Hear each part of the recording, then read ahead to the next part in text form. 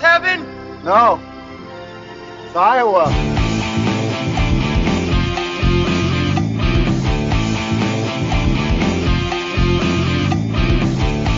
Christ almighty, it's like I'm sitting here doing a podcast with my brother's kids or something. You nerve-wracking sons of bitches.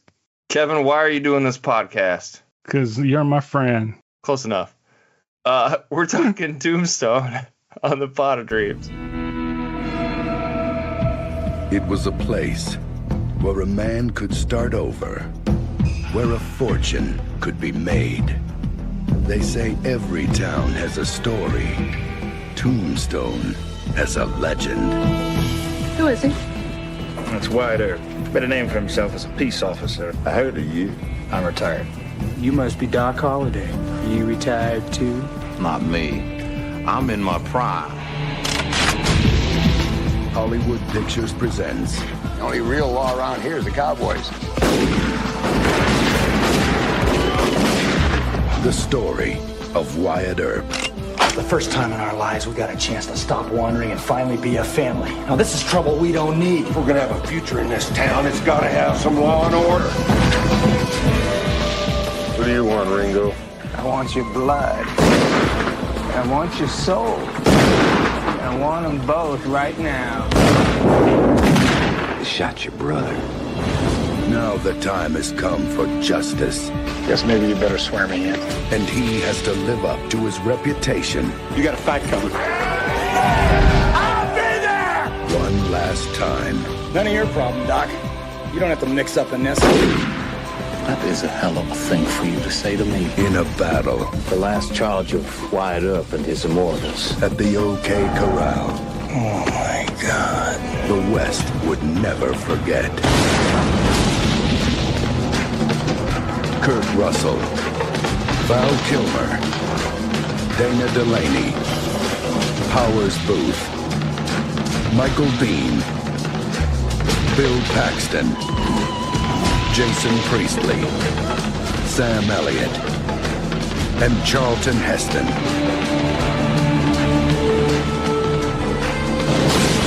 You tell them I'm coming, and hell's coming with me! Justice is coming to Tombstone. All right, welcome everybody to the Pot of Dreams, the podcast that you want to go to listen to three dudes. There's three of us talk about with two dudes and a guy who's going to do a terrible Doc Holliday impression this whole podcast. What could be more duty than that, though? Like doing Val Kilmer's impersonation of Doc Holliday. Isn't that like super bro-y? I'm your Huckleberry. We're talking Tombstone, one of my all-time favorite movies, and I picked it because Val Kilmer just died, which is a bummer. You know what's crazy is that he plays a lunger in this movie, a guy with tuberculosis. I know he didn't die from tuberculosis, but didn't he have like throat cancer or something like that? Yeah. Didn't he die of pneumonia or something? Yeah, but he had his like voice box removed, his like larynx and stuff, right? Big bummer. It's sad. Maybe by the end. He does deliver that one line in Maverick? Top Gun Maverick, right? So yeah. They save it, and it's really impactful. But so he had it at that point, but maybe very recently they did. Yeah. And then other weird things. So like, Kurt Russell's son is Wyatt in real life. That's kind of weird. He named his son Wyatt? Yeah. Oh, yeah, that's right. Wyatt Russell, he's an actor. Yeah. He's the Captain America guy. He's in the Thunderbolts. Yeah. Do you think he did it after this role? Do you think that was... It must be, right? He must have named his kid after Wyatt Earp. His kid was probably born in the early 90s. Ago. Yeah. 32 years ago? Maybe. Maybe. Okay. Maybe he's older than that. Well, I don't know. I want to believe. I want to believe. No, don't look it up. Don't do it. Don't verify it. We're spreading misinformation on this podcast. Come on now. Anyway, so pick this movie because I love it. It's just such a warm blanket. And there's so many things about it that I love. The one thing that blew my mind is the opening sequence of this movie with the Cowboys. I think is just absolutely phenomenal. But the loaded cast of the Cowboys just kind of blows me away. The entire movie, the for starters, everybody in this movie, it's just nonstop star power. It is relentlessly filled with like all big time actors everywhere. It's all the dudes everywhere. Yeah. And even then, Charlton Heston shows up at the end. Like, oh yeah, okay, we didn't do enough. But like Bill Paxton, how far down the list of like dudes is he? He's way down there, and it's Bill Paxton, right? Yeah, unbelievable. But the Cowboys have the main guy is Booth Powers. Booth Powers and Powers Booth, and he plays Curly Bill. I got some thoughts on Curly Bill. I think he's a closet homosexual, but there's a lot of homosexual subtext in this movie. But anyway, yeah, go ahead. And then you have Michael Biehn, who I want to have a whole sub conversation on Michael Biehn in this movie, because I think he gets short shrift. Because if it weren't for Val Kilmer and Doc Holliday, I think he comes away as this like, is this Heath Ledger's Joker? Like, I think he's that good in this movie. Johnny Ringo? Yeah. He needed a lot more in the movie to be anywhere close to a Joker. I mean, he's supposed to be this crazy guy, but he doesn't do anything too ridiculous. We don't, other than plan the wife killing, what else does he do that's so awful? Well, Michael Biehn, I don't think he's been in awful. such good movies. Well, okay. Point is, the Joker, Heath Ledger does sadistic shit, and he's really captivating. He has lots of screen time and lots of great lines. Michael Biehn doesn't have any moments like that in this movie. The opening sequence where, so they attack this wedding, right? The Cowboys attack a wedding because they killed the guy's getting married, killed a cowboy, and Michael Biehn doesn't shoot his gun the whole time. He just sits and watches them kill all these people. Doesn't shoot his gun. And then the priest goes on this whole tirade in Spanish, and the guy misquotes it. He's like, "That's not what he said, you ignorant fool." And then he explains this whole thing about hell's coming with you. Here, I have the line. "Behold the pale horse. The man who sat on him was death, and hell followed with him." Like, unbelievable shit. So cool. No? It's fine. It's not. I mean, it's not. You compared it to Heath Ledger's Joker. It's him just like knowing like Spanish and Bible verses and being well read doesn't put him on the Joker's level to me. Johnny Ringo was an educated man. Yeah, it's fine. He's a decent villain, and it would have been better if they'd focused on him. My point is that they didn't. Right. Curly Bill is a goofy, like, I don't know, a hedonist, I guess. One of my favorite moments is when he comes out of the opium den and he's like, "I feel great." Just capital. I mean, it's just, I laughed out loud at that moment. And then he starts shooting random people. Moments. We're like, no, but it's just really funny. But he I like think, gloms onto Jason Priestley, who is also in this movie for some reason, as like his little like a gay boy toy. He's just he's just a little gay boy. Yeah, hanging out with a bunch of cowboys. Yeah. I think there was potential there. I guess it was underutilized. I don't think he got nearly developed enough to be this crazy cool villain. He could have been. They made him out to be, but he doesn't do enough for me to give him that woo. Well, the scene with it where he's spinning the gun, I mean, that is cool as shit. And then Doc Holliday has his little cup and he spins the cup. Doc Holliday's response is a billion times funnier, and that also undercuts. Well, yeah, that's what I'm saying. Like, if it weren't for what Doc Holliday just being, I think this is like one of the top 5 movie performances ever, in my opinion. Val Kilmer in this movie. It's so unbelievably good. It's like, the best performance of the movie. I concede that. You forget that it's Val Kilmer. Like, that's the same guy from, every movie you can think of. Batman Forever. Batman Forever. Like, yeah. Top Gun, absolutely. Like, just go down the list of Val Kilmer performances at Heat. Like, it's the same guy in Heat. It's crazy that's that. It's a great scene, but it undercuts a sense of danger for Michael Biehn. Like, okay, yes, he can flip guns around. He's the fastest draw. But then it takes away his power completely, which is the point of the scene. Oh, because he's terrified of Doc Holliday. Yeah, I mean, right. That's the only thing he's scared of is Doc Holliday. My fight's not with you, Doc. Like, we had a game to the death. I was just fooling when I wasn't. Like that. I mean, he's just like scared of Doc Holliday because he knows he's going to kill him. Right, but that also makes Michael Biehn less scary. Makes Johnny Ringo less scary. Is my whole point. That's fine. Yeah. You're not wrong. You could have made him up as the big bad. It would have been great. I mean, he's set up to be the uber villain, but he gets undermined quickly. And I get it. There's the contrast. They're the two like nihilist characters. But Doc Holliday has a friendship with Wyatt Earp, which keeps him from going over the edge and being too evil. Like, is just on this side of chaos. But there's potential there. It's interesting. Where did he learn Latin? I mean, what's his life story? Did he go to college and then decide he wanted to go to the West? I'd be interested to know more about that guy. So we need a Johnny Ringo prequel, is what you're saying? Sure, but make him evil. Don't make him like a villain that actually kind of has a heart, right? Like, we get the whole thing about how he's empty on the inside and no amount of killing and stealing will fill the void in his heart. Some men just have a big hole in them. Right. Kevin, thoughts? You hated it? Everyone just was walking around with their dicks out. It's kind of a amazing movie that way. Yeah, everybody's trying to be a tough guy. It's a big tough guy movie. So I kept watching this, Eric, and I kept thinking, do you know who Pedro Almodovar is? Mm-hmm. Yes. This felt like a Pedro Almodovar movie for like bros. That's what this felt like. It's more like of a melodrama, soap opera even, than anything else. But for dudes. It's very dude-coded, and I kept thinking about that the whole time. He comes out, his big moment, his brother's dead, and it's raining, and he's screaming as, in the middle of the street. Just that's dude emotion right there. That's how it has to be displayed in a movie. And I liked it. This is not really a criticism. This is, I think, what works for it. It's bombastic and silly in a lot of ways.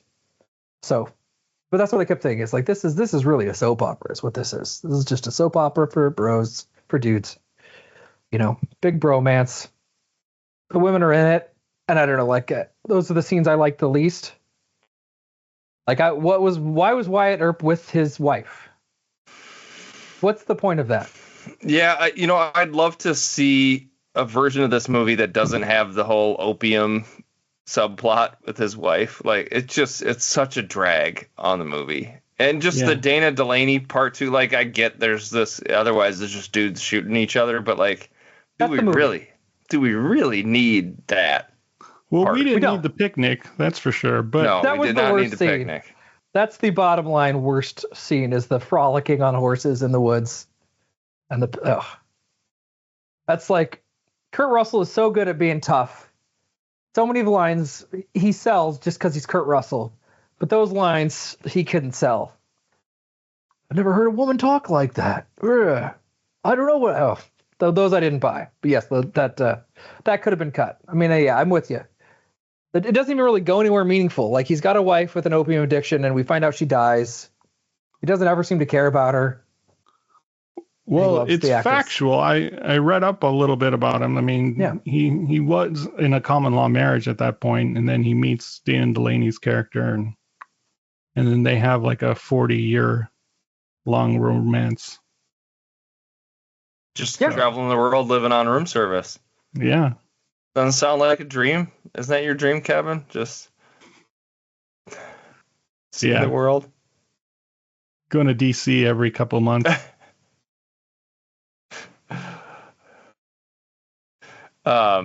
So yeah, Eric, give me any other thoughts, Kevin? Well, when I first watched it as a kid, I had no idea who Wyatt Earp was. I didn't even know if he was a real person or not. So all this seemed like a lot of nonsense to me. But now watching it and having known a little bit more about Wyatt Earp and his story and the shootout at the OK Corral, I think it's kind of cool. I mean, it tries to be factual as much as it can be, which surprised me. Because it is so bombastic and at some points kind of silly. It does, I think, hit all of the, legend of Wyatt Earp stuff. Yeah, it hits the main beats. I looked it up too. It's like, how much of this was made up? Like, well, the broad strokes at least are roughly accurate as they could be. I was surprised by that too. This movie, is just clearly trying so hard, even early on, right? Wyatt Earp gets to Tombstone on the train, and his brothers are there with their wives. And we have to do the shot where they're all looking at each other in the mirror. I love that. Man. Yeah, you're trying so hard. Don't talk. Just watch. You're trying so hard. Cool. I wonder if this is the last time we'll ever see them like this. Ooh, I don't know. They're so happy. Things can't go wrong. It's fine. It's silly. That's an inherently silly shot, but it was kind of fun, I guess. It also made me like take the movie just a little bit less seriously. And did you feel like the dialogue was reflective of the 1860s or 80s or whenever this was? It's a little modern. I mean, I think there's definitely a little bit of modern influences. You can tell that it's, made when it was actually made. It doesn't feel like an old timey Western movie. No, it feels like a 90s Western, like a 90s version of a Western. But I guess like Young Guns or something.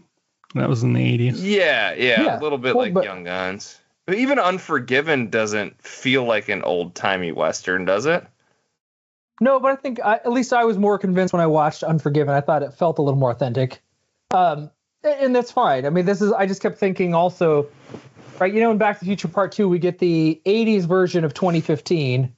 I feel like we got the 1990s version of 1882 or whatever. Like, they felt like dudes reading modern lines to me. I didn't feel like anybody's even trying to like sound like they were actual people in the Old West. And I know one of the big things that they didn't use contractions then. So if you remember the Coen Brothers' True Grit, nobody uses contractions, but there's contractions all the time in Tombstone. People don't say can't. Yeah, True Grit definitely feels like a movie that was made during the time it's supposed to take place in. Yeah. This does not. And that's okay. I'm not viewing that as a problem overtly or anything. I just kept noticing like, oh, right, this is a 90s Western. Yeah, I mean, the Coen brothers are better filmmakers than George Cosmatos is. Like that. I don't think that's true, man. That's pretty clear. The guy that did Cobra and Rambo for Part 2. From what I heard, it was Kurt Russell that did most of the I think there's directing. That rumor that he actually directed most of it. I don't know. Take it for what it is. Did Kurt Russell ever direct any other movies?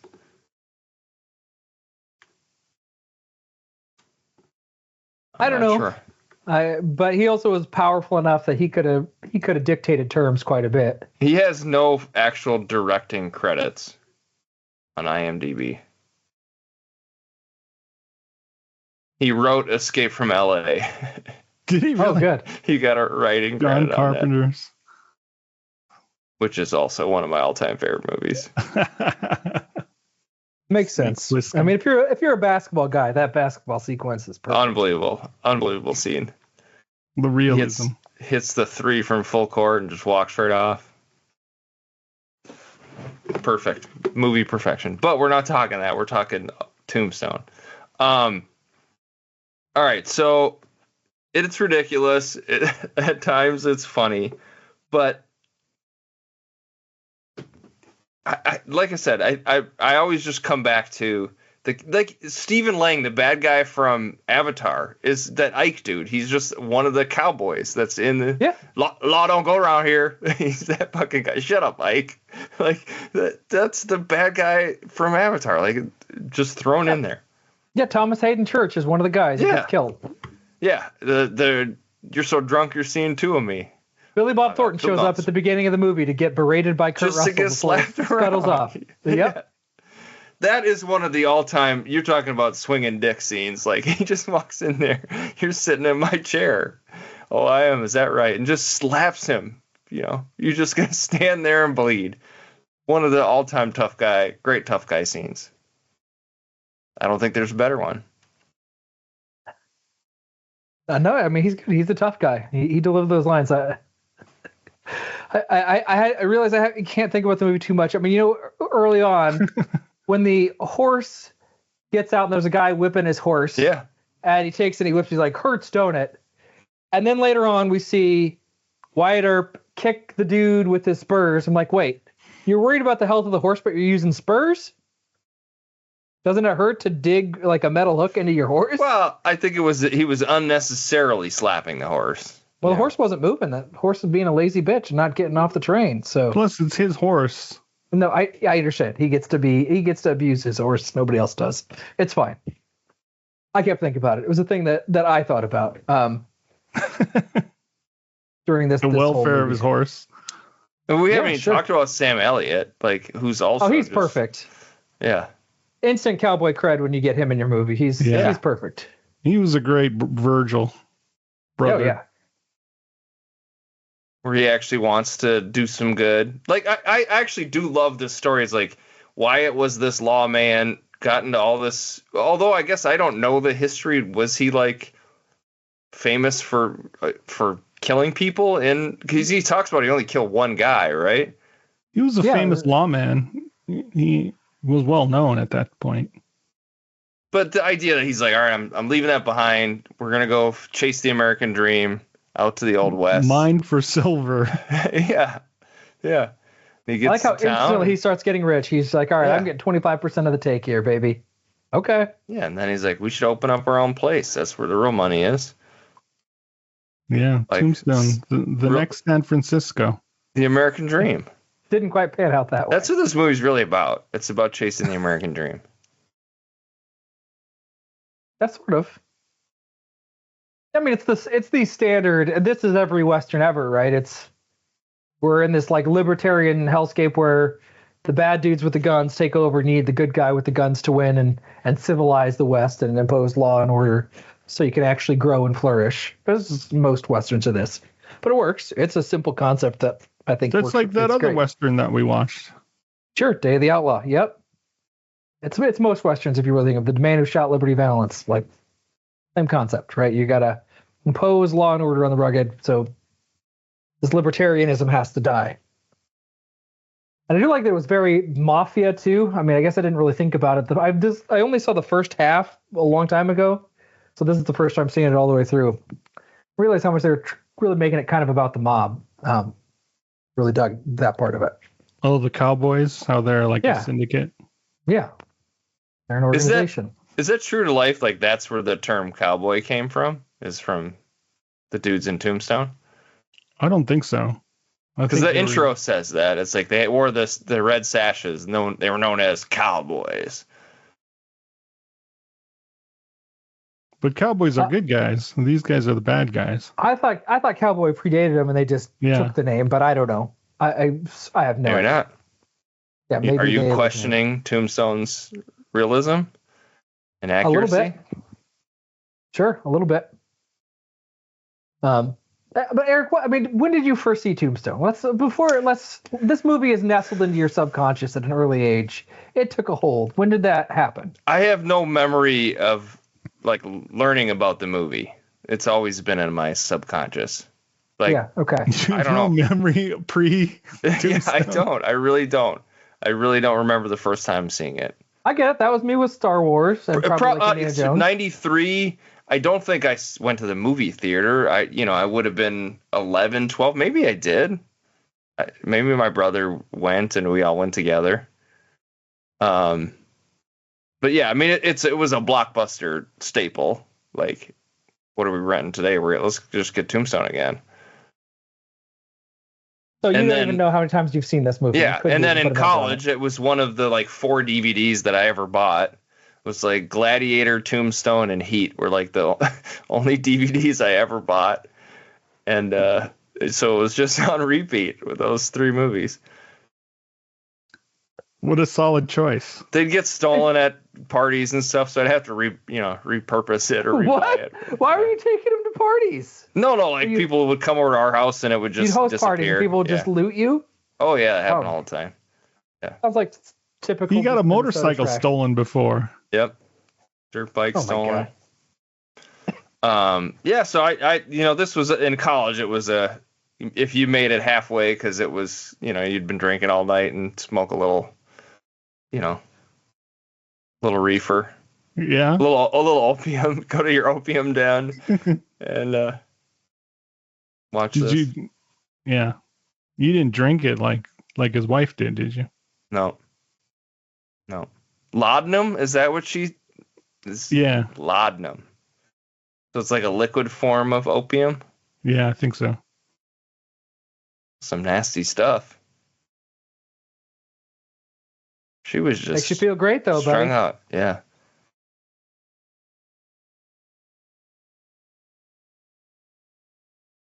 Yeah. It is. It's just one of those. It's confounding because when you get to the like love scenes with it just doesn't work at all. I really wish they would take those scenes out of the movie. Yeah, it's not the reason movie you like is overly long for one. Yeah, it definitely could have taken some edits. That would have. Well, been it like ends twice.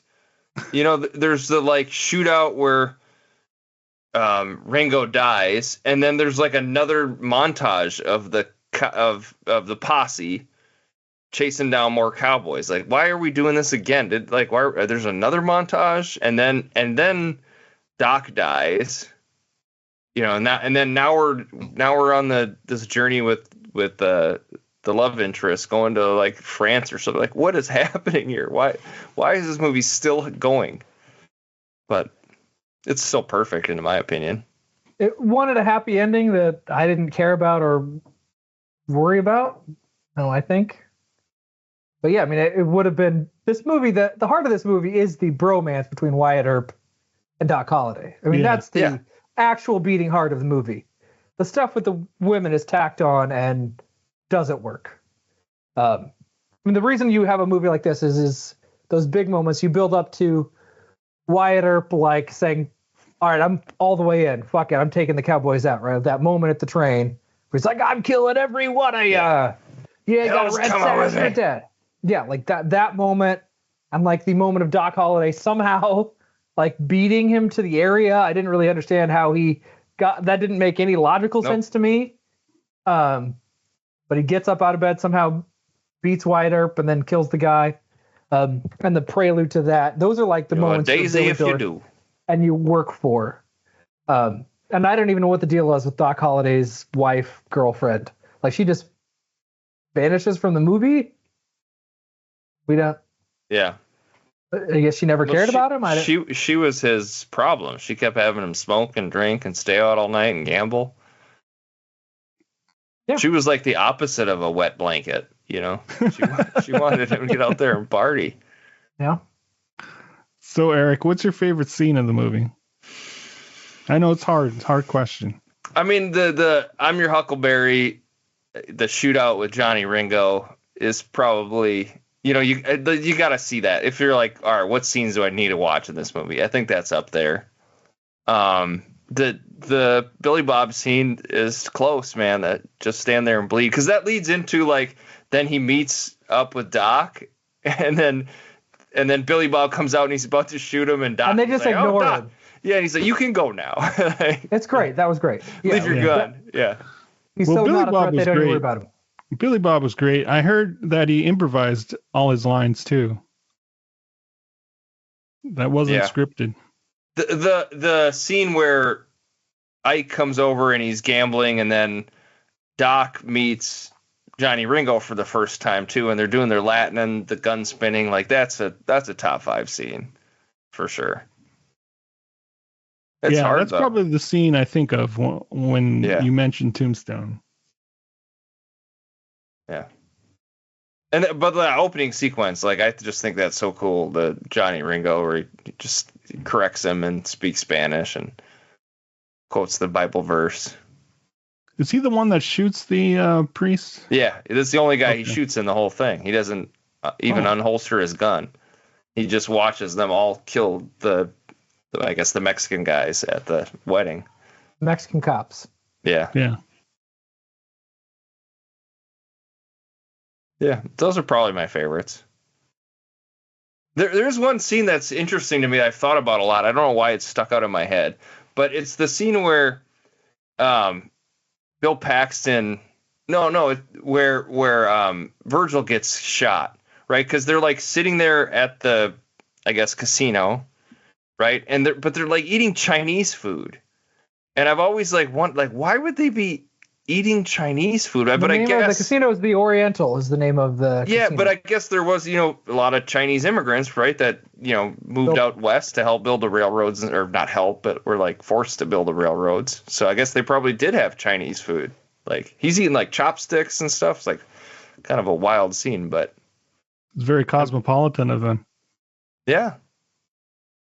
Yeah, I don't know. That just scene always sticks out in my head. He like feeds the dog some like lo mein noodles or something. And then Virgil comes in and he's been shot. He gets shot a bunch in this movie. Yeah, he gets shot in the leg in the Yeah. OK Corral scene, I think. Mm-hmm. And one of the things that I thought worked super well was that in a typical Western, you shoot the bad guys and it's like, haha, happy, great. But this movie reckons with like escalating violence a little bit. Like it just starts off, we have a confrontation over whatever, the opium guy who accidentally shoots the sheriff. There's that first showdown and it just like slowly builds. And even when they kill the bad guys, it feels scary and ominous. We know there's going to be retribution. We see them carrying the coffins and, putting them in the ground. It's like, oh, I'm glad that it had that scene. Not a lot of movies would do that, where the ostensible bad guys would get a moment of not quite humanization, but like, okay, these were people that were liked. And they kind of escalated very quickly. Went from you shouldn't have guns to a full-on shootout. I don't know. I like Not saying you can't have that. guns, you just can't have guns in town. Yeah. Yep. It is weird that the Cowboys would have like a full-on funeral procession and stuff for their Somebody guys. wrote that sign that said murdered on the streets of Tombstone. Like, I don't know who did it. It looked very good. They did a good job. That in real life, yeah, they went to jail for a little bit. They were tried for the murder. Like Wyatt Earp and stuff? Yeah. Yeah, they killed only 3 people, I think. Yeah. They were let off because they claimed that they weren't actually like reaching for their guns and they were shot in cold blood. And it wasn't self-defense. And, You imagine living in a society where just like you always had a gun on your hip and shit got real, you just unholster and Trump's America. Yeah. That's where we're headed. Sure. Sure. Then you could be a real tough guy. What I like is how the Earps, I mean, they weren't there really to fight the power structure. I mean, they originally give the Cowboys their cut, right? I mean, it was Wyatt Earp dealing, and he gives $500 to Curly Bill. It's like $500 to the king, and they're like, hey, we'll give them their slice. They'll leave us alone. We'll make our money and get the fuck out of Tombstone when we make enough money. Like, oh, that's interesting. I didn't really process that was how it was working the first time I saw the first half of this movie. It's like, oh, yeah. Hey, he's just working the casino. Yeah. He's not a lawman. Nope. He's retired. You got to pay the power brokers their cut, but he still can make a lot of money. Do like that. Was that his plan to make money? Was to have a casino, or was it to chase the silver? What was he trying to do? Didn't seem like they had a plan. Yeah, I don't think there was one. I mean, I think just because there was a lot of silver, there was a lot of people with money, so there were a lot of opportunities, I think, was the logic. Yeah, because when they pull into town, Bill Paxton's like, God damn, look at it's hopping. There's people everywhere. Like, I think they just wanted to go to a place where there was opportunity. Yeah.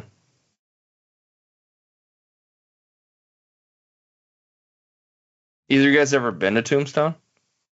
No. Have you? I wanted to when we went to Arizona a few years ago, but we never made it. It's pretty far south in the state.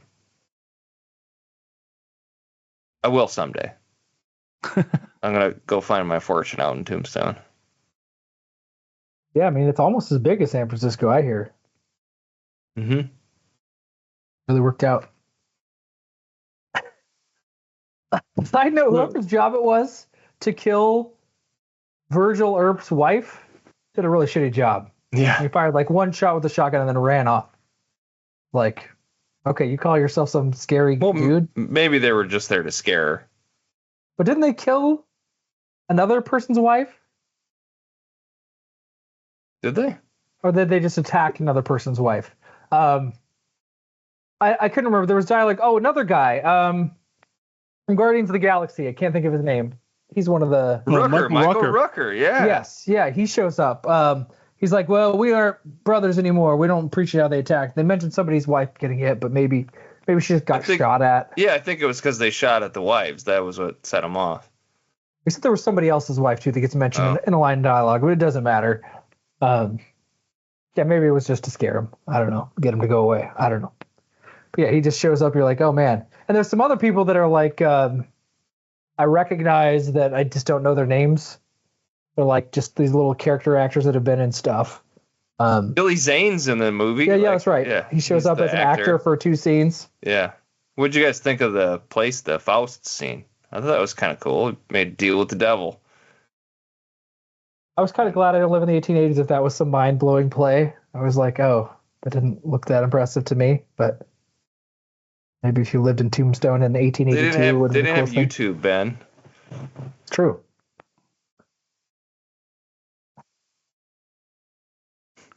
So Val Kilmer's best role. I think so. Yeah. Yeah, I don't disagree with that. Yeah. I think it is. Well, his title of his memoir was like, I think it's I'm Your Huckleberry. Oh, okay. It's a good name. Yeah. You're a peach if you do. You don't know Daisy at all. You don't know Daisy at all. Yeah, he's just wearing a garter. He's just awesome in this movie. That's my takeaway. No disputing that. Should he have been nominated for an Oscar? Yes. For Best Supporting Actor. I think so. Let's see who else was nominated that year. Yeah. So this would be 94. 94 Oscars. Yep. No, I mean, my biggest actual, this movie just needed. The movie didn't care about the female characters, so they just should have been pushed out even more, and we needed more Doc and Wyatt and Michael Biehn, maybe even a little more Curly Bill, and we needed a little bit more of that. Seemed with those dudes. Is that Tommy Lee Jones for The Fugitive? Did he win it for that? Does that sound right? I don't know. He could have. Are you going to google.com? Yep. Actor in a supporting role: Tommy Lee Jones, Fugitive, DiCaprio, Gilbert Grape, Ray Fiennes, Schindler's List, John Malkovich, In the Line of Fire, and Pete Postlethwaite in The Name of the Father. That's a pretty stacked category, but you can fit Kilmer in there. I mean, instead of Malkovich or Postlethwaite. Does he beat Tommy Lee Jones in The Fugitive, though? I like his performance. I mean, The Fugitive, I took the Jones is good in The Fugitive, but I like Val Kilmer better. I agree. I don't think Tommy Lee Jones is. I don't think he's that mind blowing in The Fugitive. He's good, but I don't like Owen. Like, man, this supporting role, so good. He's pretty great. No, Tom Hanks wins it for Philadelphia for Best Actor. Yeah. How was Denzel not nominated for Best Supporting Actor? That seems kind of weird. For Philadelphia also? Yeah, right? I don't know. He's awesome in Philadelphia. There's only 5 spots. I don't know. You got to bump somebody else. I've actually never seen In the Name of the Father. That's a Daniel Day-Lewis movie, right? I haven't seen it either. No idea. I don't even think I've seen In the Line of Fire either. Oh, great movie. That was a good movie. Yeah. I think Malkovich was good. I think he played the bad guy. Mm-hmm.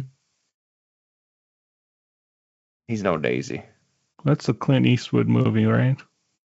Yep. Johnny Ringo.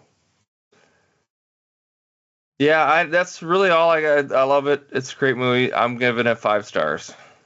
I just want to hear you do more impressions of it here. Because they're so good, or do they also sound like Scooby-Doo?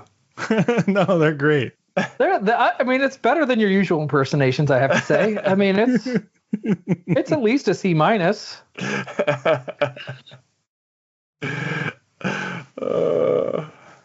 part of your DNA, Eric. I think it's just in there, embedded in there. Yeah. Yeah. I should grow the mustache out. You should. Oh my gosh. I hear the mustaches were real. Oh, if I could grow a really? mustache like that, I would love it. That was epic. With the little curl on the end. Yeah, the Wyatt Earp. Very, very cool. Forgive me if I don't shake hands. Well, Where do you guys go? For me, the pairing of Kurt Russell and Val Kilmer was absolutely perfect. You have a leading man in Kurt Russell. I think Val Kilmer never really hit it off as a leading man, but as a number two, man, he's good. He's good in Heat. He's good here. MacGruber. Is he in MacGruber? I've never seen that. He's the bad guy in MacGruber. Oh, okay. Yeah, he's just a great. He's good as Iceman. Yeah, there you go. He's just a good support for the leading man, but he really steals the show. Every scene just pops. But the movie is overly long. There's all this silliness, I think, with the horseback riding that they do with the China Beach girl. I forget her name. Dana Delaney? Yeah, Dana Delaney. Thank you. Yeah, it's 4 stars for me. That's not bad. Well, it's a good movie. Yeah. I enjoyed it. It's very entertaining. Yeah, well, I wasn't bored. So I'm trying not to do the thing where I treat it like. So Dave Matthews Band is a band I like. I think they're fine. But sometimes the effusiveness with Dave Matthews Band fans talking about like how breathtakingly amazing DMB is, or Dave, or however they say it, makes me like Dave Matthews Band a little bit less. I'm trying not to let the fact that you have a hyperbolic love of this ludicrous movie color my perception of it. It's in the Twister 5-star camp, right? Where it's like, but at least I just enjoy it a lot. I don't think it's a perfect movie. I mean, it's perfect for what it is. I don't think it's like the greatest movie ever. I love it so much. It's I know you do. My baby. It's fine. You were less effusive than Tombstone, maybe because you're worried about I don't know what than you were with Twister, which I appreciate you not just being too over the top. I don't even think it's a movie that's perfect for what it is, because this is a movie that needs to be more broy and even more masculine, because that's really what this movie is. There are times where we waste time frolicking, and it's really stupid, and it painfully causes the movie to screech at all. You could tighten it up, or put a little more like. How about like a Heat sequence where the good guy, the bad guy have a real serious heart to heart? We kind of get that a little bit. I don't know. It's really over the top and ridiculous. And there's times where I was laughing. I don't think I was necessarily supposed to be laughing because it felt ridiculous on an aesthetic level. But it wasn't boring. There's a lot of really good stuff here. I wish the action was better. I guess I didn't find the action all that gratifying. I mean, most of the murders are all a montage. The OK Corral is like suspenseful and dramatic, but I don't know if it's like a cool shootout. You know what I mean? Like, there's actually part of it. I'm rewatching this last time. Like, Val Kilmer doesn't shoot a guy for some reason. He's got him like aimed. He's got his rifle right at him, and he's just like looking at him while the guy's like running around. It's like, just shoot the guy. What are you doing? It's just one of those, like, they filmed it in a way just the action doesn't match up with what's supposed to be happening. It doesn't feel like realistic action. Like, John Wick is like, there's a guy there, he throws a knife, like it all feels like contained, and where they are, and it makes sense. This is just like all of a sudden Val Kilmer's just standing there pointing a gun and not shooting for some reason. Yeah, no, I agree. There's a little bit of that choppy editing, and I think that was the most exciting action sequence, suspenseful, like when they do that showdown. That had the most emotional impact. Mostly we get montages of guys being lewd, one guy with a gun in his literal mouth. If you didn't get the metaphor, guy gets he thinks he's smoking opium and starts to swallow a gun. And then we get the one scene where it's just Wyatt Earp is such a badass that like bullets won't even come near him for whatever reason. No. He just says no, and he just stands out there and kills people. And what's he going to do next? Walk on water? Yeah. I would have liked a little more from the action sequence. They were a little underwhelming. That would be another thing I'd say. Like, okay, for what it is, this movie maybe needed to do a little better job with the action sequences. I think we could have made them a little more exciting and fun. I would have rather spent time him figuring out where the guys are that he's killing. Like, it just happened so fast. It just boom, dead.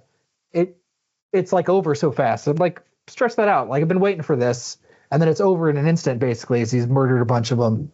We get a final showdown. We missed some impactful scenes. The one guy, why does the one guy get killed? Where does he get caught? What happened? They drag a guy, McMaster's, right? They go to the ranch at Charleston Heston's ranch, and somebody's getting drug on a horse, and they're like, meet him by the old oak tree. Who wants to finish this once and for all? Who was that guy, and where was he caught? You know what I mean? Oh, when he tells Wyatt where to go? Isn't that Ike? I think that's Ike, isn't it? No, I thought it was one of the good guys. Oh. Like they get a guy and they say they got McMaster's. And anyway, I don't know. Anyway, either way, I was confused by who that guy was and how they met. We probably should have seen the scene where Billy Zane gets killed. I mean, we hear about it afterwards. Oh, yeah. Jason Priestley gives him a hand, but we don't see that. I think we maybe should have seen Rooker's McMaster's. Yeah, okay, so he gets killed off screen for some reason. We don't see how and why that happens. Okay. So there's some choppiness and I think some like dangling narrative threads, like the mayor of the town or whoever, not the mayor, the guy who's with the actress. He's like, there's only going to be one man in charge of Tombstone. I think he's sheriff. No, the mayor is the dude from Lost, right? Isn't he the mayor? Yeah. Yeah. So this is the county guy.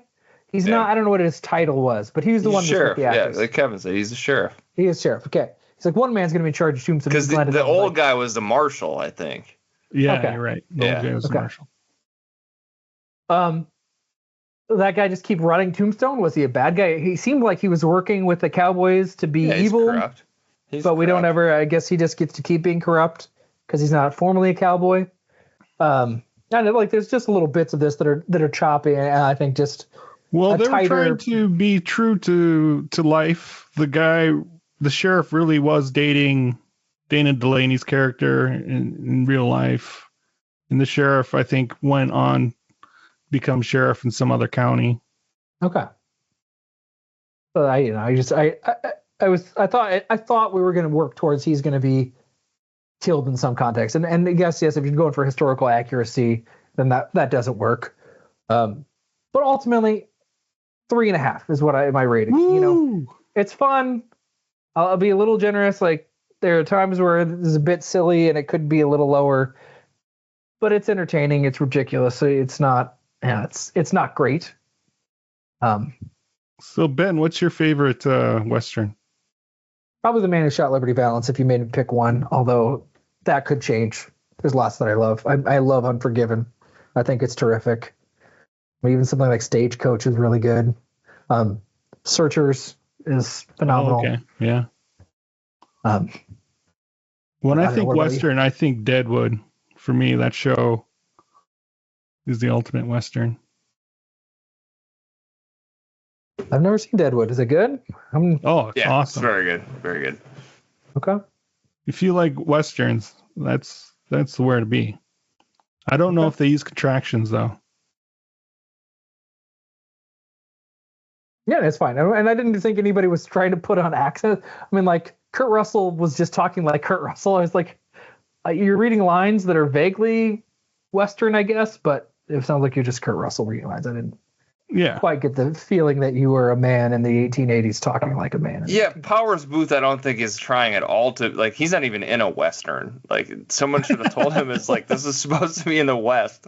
He's like, he just showed up and he's just talking crazy, and his character is, I have so many questions about Curly Bill. Like, what is that dude's deal? Like, what is going on with that guy? I feel like he's a hedonist. I think Powers Booth was just like seeing all of these actors do shit. He's like, I got to do something. I got to like act some sort of craziness. He needed an affectation. He needed something. Yeah. That's funny. Yeah. I mean, because he's supposed to be the leader of the gang, right? But he's not really like the toughest guy. No, he isn't. He's kind of goofy, actually. He Yeah. just seems Yeah. like he wants to hang out with the boys, you know? Just wants to get drunk with his boys. That's more if as you want soon a life as than that. Billy Zane comes on stage, he's like, "Wow, he's so pretty," or something like that. Like, he's like literally supposed to be homosexual in this movie. Yeah. I mean, that's like the only explanation as far as He wants I'm to gonna make him get gay. drunk with his boys. Yeah. That's fine. Yeah. No, it's all right. It's Have you guys seen the Kevin Costner Wyatt Earp movie that came out? I think the same The year. next year. Yeah. Yeah. Well, I heard the story that Kevin Costner was involved in Tombstone originally, Oh, really? and then he pulled out, and then he wanted to do his own Wyatt Earp. I've seen parts of it. I don't think I've seen the whole thing. From what I do remember is like I've constantly compared it to this movie, and so it just never could hold up. I think he's got Tom Sizemore as one of the brothers, which I'm always down for a little Sizemore, but it just doesn't hold a candle to Tombstone. well, is it more serious and less bombastic? Gene Hackman is also in the Wyatt Earp movie. Yeah. Oh my God. Okay. So we have to do that next. Dennis Quaid is Doc Holliday. Okay. Yeah, Dennis Quaid is like no comparison. Oh, Catherine O'Hara. You got Bill Pullman, Battle of the Bills. Okay. Yeah, you got Paxton or Pullman. I mean, it's the B squad other than maybe Hackman. Well, Kevin Costner was one of the biggest stars of the time. Yeah. Did he direct it? No, he didn't. Lawrence Kasdan. He wrote it, or he directed it? He directed it. I remember it being more about the OK Corral also. That makes sense. Yeah, I don't know. I mean, I'm interested. I could see it being. I mean, it's one thing.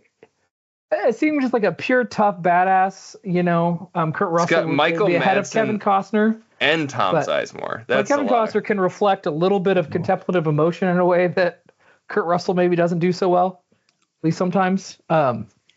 But there was a lot of cocaine and partying on the set, it sounds like. Madsen and Sizemore. Right. Yeah. Are you kidding me? Those guys came with cocaine. One of the Baldwin brothers.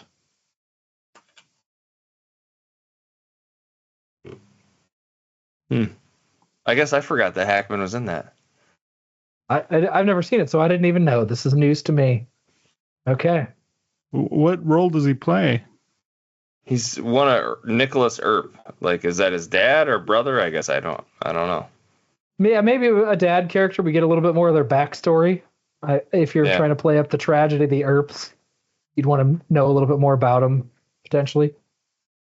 So let's say there's Morgan, James, Wyatt, Virgil. Yeah,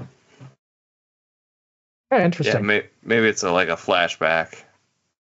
They were kids. But yeah, that's Tombstone. Loved it. Love it. Go check it out. Yeah, apparently there's a new 4K release that came out today. So. Wow. If you're into that sort of thing. Is it like a remastered? That's what that one article I saw said. But I don't know. It'd be cool if they took out the horseback riding and the opium stuff.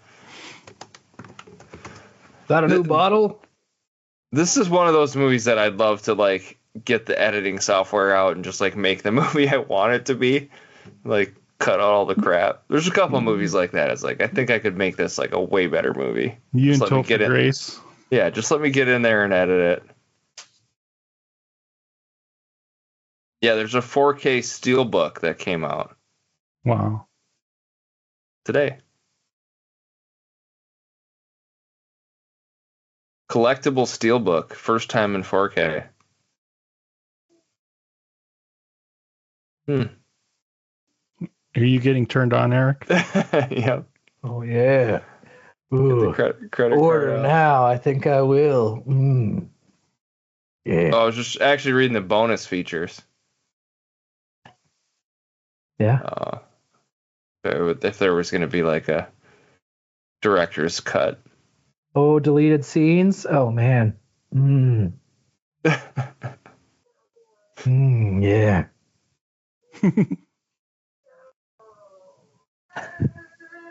When this movie came out, I knew nothing about Wyatt Earp. I thought it was related to Tombstone Pizza. That was it. That was the only connection. That's the only thing I knew about Tombstone. Like, oh, pizza? Like the pizza? Is this related somehow? Is Tombstone Pizza have something to do with Tombstone, Arizona? I don't know. It's terrible pizza. I do remember that. It's not great. It's not Haggis. It's no Haggis. All right. Well, that's all I got on Tombstone. Unless you guys want to talk more about Wyatt Earp. No, he died in Los Angeles. Yeah. Oh, Robert Meacham was the narrator. I mean, it just got more old. I mean, I thought that was great. Nice touch. Yeah. Oh, yeah. Oh, like in the beginning, that's Robert Meacham? Beginning and the end. Oh, yep. Yeah. That gravelly old voice. It's perfect. Night of the Hunter. His grave is at Hills of Eternity Memorial Park in Colma, California. Wyatt Earp's grave. We should go visit that. Add that to the list. Go on a Wyatt Earp tour. Yeah. Okay. Lived to 1929. 100 years ago. Yeah, he had a good run. Yeah. Made it to the talkies. Just barely.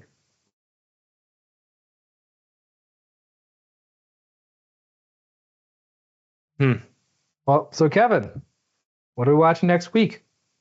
Well, let's take you to the year of our Lord 2006. Oh, interesting. Okay. This is an American science fiction comedy film. Oh boy, my favorite genre. American science fiction comedy film. Boy. Okay. What's the like Star Trek ripoff with Tim Allen? Oh, Galaxy Quest is earlier. Yeah, that's much earlier. 90s. But that's an awesome movie. I've almost picked that one a couple times. You haven't seen it, Ben? No, I don't think I've just seen not it. in a long time. Not since I've gotten really into Star Trek, and I think I'd really enjoy it as somebody who's seen all of the Star Trek series. I think I would enjoy it more. I saw it when it came out.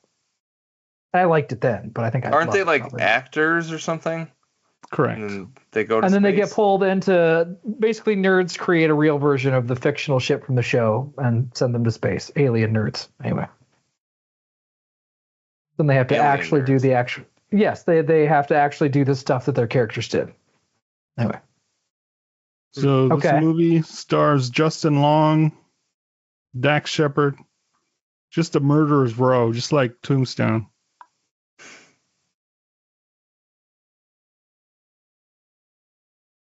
Is it Idiocracy? It sure is. Okay. Oh God. Okay. I wasn't thinking about that. I mean, it is science fiction, and it is. I don't think about it as that, but you're right. Okay. It's another movie I haven't seen since it came out. Yep. Yeah, I think I haven't saw seen- one. Yeah. I haven't seen it since it came out either. But due to current events, it feels very poignant at this moment. It's my turn into. It might not be a comedy. It might be depressing, Kevin. I might just be I just weep the whole time. Ugh.